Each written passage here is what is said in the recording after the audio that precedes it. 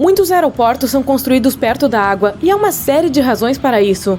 Em primeiro lugar, a maioria dos aeroportos está localizada em grandes cidades, e as grandes cidades geralmente são construídas perto de algum tipo de água. Naquela época, antes de existirem caminhões e da construção de estradas adequadas, as mercadorias eram transportadas por navio. Ter um rio ou oceano próximo era vital para a entrega dos suprimentos essenciais para as cidades, como alimentos e materiais de construção. Isso também permitiu que o comércio impulsionasse as economias locais. Como a maioria das pessoas viaja para as grandes cidades a negócios e a passeio e não para as áreas rurais, fazia sentido construir aeroportos lá. A alta demanda por viagens significava que os aeroportos eram necessários e também seriam lucrativos. Mas essa não é a única razão pela qual eles são construídos perto da água. As grandes cidades costumam ser superpopulosas e os aeroportos exigem grandes áreas. Imagine tentar encontrar um espaço grande o suficiente no meio da cidade de Nova York para colocar um aeroporto. Seria simplesmente impossível. As áreas próximas à água geralmente são um pouco mais rurais, então tem mais espaço do que as grandes cidades cheias de arranha-céus. No entanto, alguns países foram além. A terra é realmente escassa no Japão. Então, para construir o aeroporto internacional de Kansai, os arquitetos de Osaka avançaram 5 quilômetros da costa para dentro da Baía de Osaka e construíram uma ilha artificial. A ilha tem 4 quilômetros de comprimento e 2,5 quilômetros de largura. Ela é tão grande que pode até ser vista do espaço. Levou 38 meses para ser concluída e os viajantes podem chegar à ilha principal de Honshu de carro, trem ou balsa de alta velocidade. O Aeroporto Internacional de Kansai foi inaugurado em 1994 e se tornou o primeiro aeroporto do mundo a ser construído no mar. Apesar da localização, ele tem o terminal aeroportuário mais longo do mundo, com um comprimento de aproximadamente 1,5 km. Os aviões também não podem ter obstáculos ao seu redor durante o pouso. Seria muito difícil tentar pousar um avião com obstruções. Isso inclui árvores, montanhas, edifícios e linhas de energia. Sobre a água, nada impedirá os aviões de decolar ou pousar, tornando tudo muito mais seguro. Em ilhas montanhosas, as pistas costumam ser paralelas ao oceano, já que as montanhas ficam mais no interior delas. Igualzinho ao que acontece no aeroporto de Gran Canária, situado em uma das Ilhas Canárias. Isso também está relacionado a razões de segurança. Se um avião tiver que cancelar uma aterrissagem na pista e dar a volta novamente, deve haver espaço suficiente para ele fazer isso com segurança, sem bater em nada. Ele também precisa conseguir arremeter em um ângulo seguro para evitar problemas para os passageiros no interior da aeronave. Alcançar uma altitude segura é muito mais fácil, rápido e seguro por via marítima, em comparação com grandes cidades ou áreas montanhosas. Por falar em falhas em pousos, os pilotos são treinados para lidar com problemas no motor na decolagem. Se um avião atingir a velocidade certa para a decolagem, ele terá que sair da pista, mesmo se um motor falhar. Mas não se preocupe, os aviões ainda conseguem voar com um só motor. Isso só requer um pouco mais de esforço. Devido à capacidade reduzida, ele leva mais tempo para atingir a altitude certa e é necessário mais espaço para a decolagem. A decolagem em direção ao oceano torna mais fácil subir até uma altitude segura sem se preocupar em colidir com qualquer obstáculo. Outra razão para os aeroportos serem construídos no nível da água é que quanto mais alto, mais rarefeito o ar fica. Isso faz com que a impulsão dos motores diminua, bem como a sustentação produzida pelas asas. Partir de áreas mais altas significa que é mais difícil para os aviões decolarem. Em termos financeiros, isso significa construir pistas mais longas que custam mais, e ninguém quer isso. Isso também significa que os aviões precisam de menos combustível, pois não gastam tanta energia na decolagem, e há menos ruído, já que as aeronaves não precisam forçar tanto. Mas apesar de os aviões ficarem menos barulhentos, os aeroportos terão níveis de ruído bastante altos. Imagine ouvir aviões voando sobre a sua casa enquanto você tenta dormir à noite. Esse é um motivo-chave pelo qual os aeroportos geralmente são construídos na costa, longe das áreas residenciais, só que os peixes geralmente não apresentam queixas pelo barulho. Em alguns países, os aeroportos realmente precisam fornecer atualizações para as casas próximas que serão afetadas pelo ruído. A Alemanha é um desses países, e eles fazem de tudo, desde melhorar os telhados até colocar isolamento nas paredes para abafar todo aquele ruído. Construir perto da costa significa que eles não precisam pagar por todas essas adaptações caras, o que economiza muito dinheiro para o aeroporto. As áreas costeiras também têm vantagens climáticas para voar. A brisa do mar é um vento constante que sopra da água para o continente. A maioria dos aviões pousa e decola com o vento, tornando este o lugar perfeito para construir um aeroporto, pois não haverá atrasos causados por ventos fortes inesperados. Mas embora as brisas marinhas que chegam na primavera e no verão sejam ótimas, as áreas próximas à água podem estar sujeitas à neblina durante o outono e o inverno, então essa parte tem seus prós e contras. Mas nem todo aeroporto fica na costa, pois isso também representa uma série de problemas. Um dos maiores deles são os pássaros. Nossos amigos de penas amam a costa por causa dos peixes deliciosos, mas podem causar grandes problemas para os pilotos. No entanto, os aeroportos conseguem contornar isso usando táticas de intimidação. Os pássaros realmente não gostam de barulho, e os aviões não são as coisas mais silenciosas que existem. Os aeroportos também fazem barulho e até treinam falcões para espantar pássaros que estão no caminho. O risco mais óbvio de construir perto do mar, porém, são as inundações. Aeroportos custam muito dinheiro para construir e os aviões também não são baratos. Em 2018, o aeroporto de Kansai foi inundado pelo tufão Jebi. Foi necessário cancelar todas as operações por 2 dias, e a água subiu tanto que danificou os motores dos aviões. Embora os aeroportos costeiros implementem medidas de proteção contra inundações, é muito difícil salvar tudo de um tufão. Com a elevação do nível do mar e um aumento nas condições meteorológicas extremas, essas inundações também parecem cada vez mais prováveis de acontecer. 1/4 dos 100 aeroportos mais movimentados do mundo fica a menos de 10 metros acima do nível do mar, e 12 deles, incluindo os de Nova York, São Francisco e Xangai, estão a menos de 5 metros. Caramba! Toda aquela água representa outro problema. Se os aviões ultrapassarem a pista, não terão para onde ir. Ultrapassar assim é basicamente quando o piloto subestima o comprimento da pista e não atinge a velocidade de decolagem a tempo. Geralmente, há faixas extras de concreto ou grama para onde o avião pode correr quando os aeroportos são no continente. Haveria alguns danos ao avião neste caso, mas nada grave. Mas com aeroportos costeiros, o avião pode ir direto para a água. Felizmente, há uma nova tecnologia que visa impedir que isso aconteça. Esses novos kits permitem que os pilotos façam todos os cálculos de voo, incluindo as condições climáticas que possam afetar a decolagem. Esse sistema calcula a quantidade de pista que o avião precisará para parar. Muitos aeroportos também colocaram concreto macio ao final das pistas para evitar um desastre aquático. Quando o avião desliza sobre o concreto macio, ele fica preso e isso o impede de ir para muito longe. Também há questões financeiras com a construção de aeroportos próximos à água. O custo de áreas em proximidade da costa ou de lagos é geralmente mais alto do que no interior do continente devido à demanda. Tipo, 40% da população dos Estados Unidos vive na costa, apesar de as áreas costeiras representarem apenas cerca de 10% da área continental total de lá. Os aeroportos exigem a construção em terrenos planos, mas eles nem sempre são fáceis de encontrar, e os terrenos costeiros podem apresentar problemas específicos devido às condições da areia e dos pântanos. Mas isso não significa que não seja possível. Um dos aeroportos mais famosos do mundo, o JFK de Nova York, foi construído em um pântano. A terra era muito mais barata do que o normal, e pântanos não podem ser usados para muita coisa. Claro, pode custar muito dinheiro tornar o terreno adequado para suportar cargas pesadas, mas isso tudo foi resolvido. Encontrar uma área tão grande perto de uma das cidades mais famosas do mundo foi um raro achado, mesmo se tratando de um pântano. Parece estranho que um jato comercial não tenha chaves para ligá-lo, mas é algo um pouco mais complexo do que apenas virar uma chave. Em vez disso, há uma série de botões e mostradores no painel de controle que iniciam o complicado processo. Uma bateria fornece a energia para a aeronave, que é carregada por meio de um pequeno gerador elétrico dentro da cauda do jato. O fluxo de ar entra e se move para os motores do jato, visando mantê-los resfriados. Uma bateria reserva aquece as turbinas, girando-as lentamente até que comecem a girar na velocidade certa. Então, os motores podem ser ligados, um de cada vez. Com até 4 motores em um jato comercial, todo esse processo pode levar até 90 minutos. Os aviões também não têm chaves para trancar as portas. Mas quando ficam parados, os jatos têm seguranças monitorando-os o tempo todo. E mesmo que alguém conseguisse passar por eles, não seria uma fuga rápida.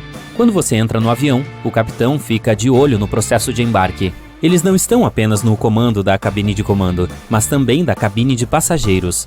Para se tornar um piloto comercial, você precisa ter uma excelente visão de longe. Mas, dependendo da companhia aérea, às vezes não tem problema se você precisar de óculos. É hora de encontrar um assento no avião. Você fez o check-in tarde e teve uma experiência desagradável de não embarcar no seu voo. Isso ocorre porque as companhias aéreas fazem overbooking de propósito, contando com não comparecimentos e/ou cancelamentos. Então, você não conseguiu escolher seu assento dessa vez. Você passa pelos bancos da frente com inveja. Esses são os assentos que sempre são ocupados primeiro, pois todos querem sair do avião o mais rápido possível depois que ele pousa. Mas se você quer escolher segurança em vez de desembarque antecipado, a parte de trás é o melhor lugar para ficar. Estima-se que a parte traseira do avião seja 40% mais segura.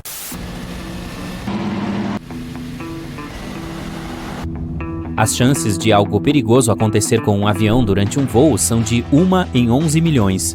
Compare com a probabilidade de um acidente de carro, que é de 1 em 5 mil. Você foi colocado na saída de emergência, e isso é excelente, já que ali há mais espaço para as pernas. Nos últimos 30 anos, o espaço para as pernas tem diminuído mais a cada ano, até 12 centímetros em algumas companhias aéreas. Não, você não está ficando mais alto. A razão por trás disso é que quanto mais pessoas eles conseguem encaixar, mais dinheiro a companhia aérea ganha. As companhias aéreas não constroem suas próprias aeronaves e usam aviões fabricados em série. Sendo assim, cada companhia aérea determina sua própria estrutura de assentos. É também por isso que os assentos não se alinham com as janelas. Mas isso não importa, você tem o melhor lugar, embora seja sempre um pouco preocupante sentar-se ao lado da saída de emergência. E se, enquanto dorme, você acidentalmente esbarrasse nela e a abrisse? Relaxe, na verdade é impossível abrir essas portas durante o voo. A pressão do ar empurra cada centímetro quadrado da cabine. Na própria porta, essa pressão equivale a 453 quilos em cada metro quadrado. Mas, mesmo que você de alguma forma desenvolvesse a força do Hulk durante o sono, ainda não conseguiria abri-la, pois há uma série de dispositivos elétricos e mecânicos que a travam. As medidas extras são importantes, pois quando a porta se abre, toda a temperatura da cabine cai rapidamente, e a mudança drástica na pressão enfraqueceria a estrutura do avião. É hora de decolar, e eles pediram para você desligar o telefone. Será que precisamos mesmo fazer isso? 10% das pessoas admitem que não desligam e nem colocam o telefone no modo avião. Os telefones celulares podem causar problemas, mas não atrapalham a parte eletrônica. Há uma preocupação genuína de que, enquanto você está voando, seu telefone possa receber sinais de várias torres no solo, resultando em fortes distrações para os pilotos. Então, vamos tornar o trabalho deles um pouco mais fácil e desligar nossos aparelhos. O avião atingiu 12 mil metros, seus ouvidos estalaram e o sinal de cinto de segurança foi desligado. A comissária de bordo caminha pelo corredor com os braços para fora. Mesmo num corredor tão estreito, elas caminham dessa maneira porque isso ajuda no equilíbrio. Elas tentam não atrapalhar os passageiros, por isso não se apoiam no encosto de cabeça dos assentos. Em caso de turbulência repentina, existem pontos especiais para segurar. Eles estão sob o compartimento de bagagem superior. Estima-se que 500 mil de pessoas estão voando no céu a qualquer momento. Então agora você faz parte desse grupo especial que envolve 0,1% da população mundial. Você olha pela janela e vê as asas brancas. Os aviões são pintados de branco e de outras cores mais claras para ajudar a refletir a radiação solar. Isso evita os danos causados pelo sol, reduzindo a quantidade de calor que o avião recebe. Mas mais adiante, ao longe, nuvens escuras se aproximam e o avião se dirige para uma tempestade. Como é feita de metal, a aeronave é um grande condutor elétrico, certo? Felizmente, os jatos são equipados com um invólucro de alumínio que conduz muito bem a eletricidade. O interior da cabine é completamente selado contra raios, protegendo os sistemas elétricos e deixando a gente, mamíferos à base de carbono, ilesos. Um avião é tão perfeitamente construído para tempestades elétricas que é um dos lugares mais seguros para se estar. Não houve nenhum incidente importante de uma tempestade desde a década de 1960. Você está com sede e tem a sensação de que deveria ter trazido sua própria água. Quando as aeronaves pousam em cada local, seus estoques de água são reabastecidos. A qualidade da água do avião é baseada em onde eles coletaram nosso líquido vital. Muitas coisas contribuem para a qualidade da água de cada aeroporto. Depósitos, caminhões, carrinhos e mangueiras para água podem ser de diferentes padrões. Em 2019, um estudo das águas das companhias aéreas descobriu que a maioria delas não estava fornecendo água limpa. Portanto, a recomendação geral é beber apenas água de garrafas lacradas e evitar até mesmo chá. Mas a comida é perfeitamente boa. Ao se sentar, você percebe que está frio na cabine. Super frio, para ser honesto. A temperatura é intencionalmente definida para cerca de 22 graus Celsius por um bom motivo.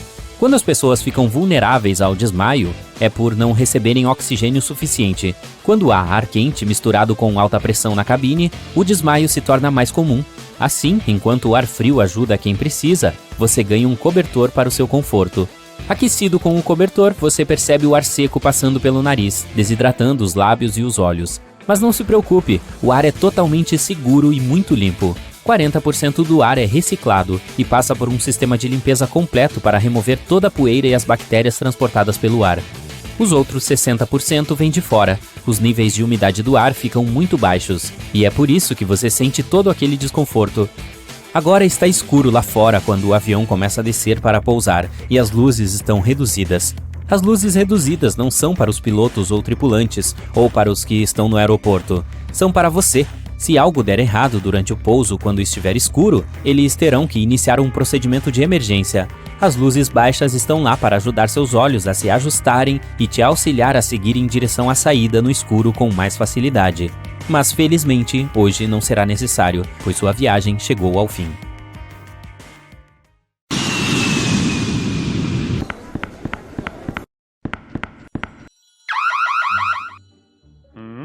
Ei, você pegou a pessoa errada. Sou apenas um gerente voltando das minhas férias anuais na Europa. O agente da segurança tira um pedaço enorme do delicioso queijo francês da sua bagagem de mão. Acontece que você só pode levar pequenas quantidades de queijo macio a bordo, já que é considerado líquido. Curiosidade, você pode levar um ralador de queijo a bordo sem problemas, mas não pode ralar mais do que 100 ml. Essa é a quantidade máxima de queijo. E espere, você não pode ralar, o queijo deve ser fechado a vácuo. Boas notícias? É possível levar queijo duro. Sim, eles confiscaram seu queijo, uma garrafa grande de água, tubos de creme e outros souvenirs chiques. Veja aquele canivete suíço que você comprou em Genebra. Agora corre o risco de acabar em um leilão. Se você tiver sorte o suficiente, o aeroporto pode fornecer um serviço de frete para levar seus preciosos souvenirs e até mesmo queijos, se não estragarem, para sua casa mediante o pagamento de uma taxa. Ainda assim, nem todos os aeroportos fazem isso. Portanto, alguns dos itens proibidos irão parar em um leilão para arrecadar dinheiro. Os itens confiscados geralmente são vendidos em lotes, então será muito difícil encontrar aquele que você teve que deixar para trás. Alguns outros objetos com finalidades mais específicas são doados a diferentes organizações. Um spray de pimenta, por exemplo, iria para uma academia de treinamento de polícia. Quanto aos queijos, frutas exóticas proibidas como o aqui e outros alimentos e água, bem, geralmente são descartados. Alguns itens, especialmente os realmente ruins e perigosos, podem ser simplesmente derretidos ou destruídos. Bolas mágicas não representam perigo, mas devem ser despachadas na bagagem. O problema é o líquido dentro delas. Sim, pode ser menos de 100 ml, mas vamos encarar. É difícil medir a quantidade exata. Pergunte à sua bola se ela será aceita. É provável que você receba uma resposta: não conte com isso. Palmilhas de gel de alívio incomodam um pouco a bordo. O problema é o mesmo, é impossível medir a quantidade exata de líquido. Portanto, nada de palmilhas de gel e nada de velas de gel também. Perfumes e esmaltes também são proibidos. Não se trata apenas de restrições de líquidos a bordo, mas também de regras de etiqueta. Alguns passageiros podem ser simplesmente alérgicos a cheiros. Além disso, eles são inflamáveis. Quanto a removedores de esmalte, opte por uma versão sem acetona, já que a acetona é proibida na bagagem de mão. De qualquer forma, você pode levar um frasco de perfume, desde que não seja muito grande e não use a bordo. Seria uma pena deixar um frasco inteiro na lixeira antes de embarcar.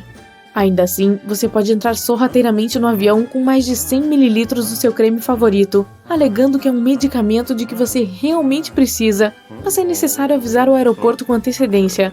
Um pouco estranho, mas funciona, às vezes. Caso precise verificar sua temperatura corporal a bordo, certifique-se de que seu termômetro seja eletrônico. Os de mercúrio são estritamente proibidos. Quem vai pegar todas as bolinhas de mercúrio se você o deixar cair acidentalmente? Pinos de boliche são proibidos na bagagem de mão. Parece que a tripulação não quer que ninguém se divirta e jogue boliche no corredor durante um voo longo e chato. Não, é tudo questão de segurança. Eles só pensam que os pinos de boliche podem machucar alguém. Nenhum equipamento esportivo é permitido, seja um florete de esgrima, um bastão ou mesmo dardos. Dardos são afiados e não são permitidos objetos afiados a bordo. Esses itens devem ser despachados na mala, a menos que você queira que eles acabem em um leilão. Se você gosta de coisas feitas à mão e um voo transatlântico daria tempo para tricotar um cachecol ou um par de meias, opte por agulhas de tricô de plástico ou madeira e embrulhe-as com cuidado para não causar danos. As de metal provavelmente serão descartadas e derretidas e não merecem tal destino. Globos de neve, como qualquer outro objeto contendo líquido, não são permitidos na verificação de segurança. Se o seu globo de neve for tão pequeno quanto uma bola de tênis, você pode ter a sorte de permitirem, mas é melhor não arriscar. Água sanitária é definitivamente um objeto estranho para a bagagem de mão, mesmo se você estiver viajando com uma camisa branca. Primeiro, não é permitida a bordo porque é altamente inflamável. Em segundo lugar, uma camisa branca nova não parece ser a melhor escolha para um voo. Ela simplesmente não combina com café e turbulência. Terceiro, o banheiro a bordo é muito pequeno para ser usado para lavar roupas. Se você for um cabeleireiro em viagem de negócios, provavelmente terá que investir um pouco mais ao reservar seu voo. Nenhum descolorante de cabelo é permitido a bordo. Tesouras também não são bem-vindas, a menos que suas lâminas tenham 10 centímetros ou menos. A propósito, tesouras que não podem voar são frequentemente doadas para escolas, o que é uma boa alternativa para o descarte. Más notícias para os cabeleireiros novamente. Devido a um cartucho de gás cheio de butano, pranchas Babyliss sem fio não são permitidas a bordo. Boas notícias? As elétricas são totalmente seguras. Se você é um artista, já deve ter enfrentado problemas com as regras de segurança.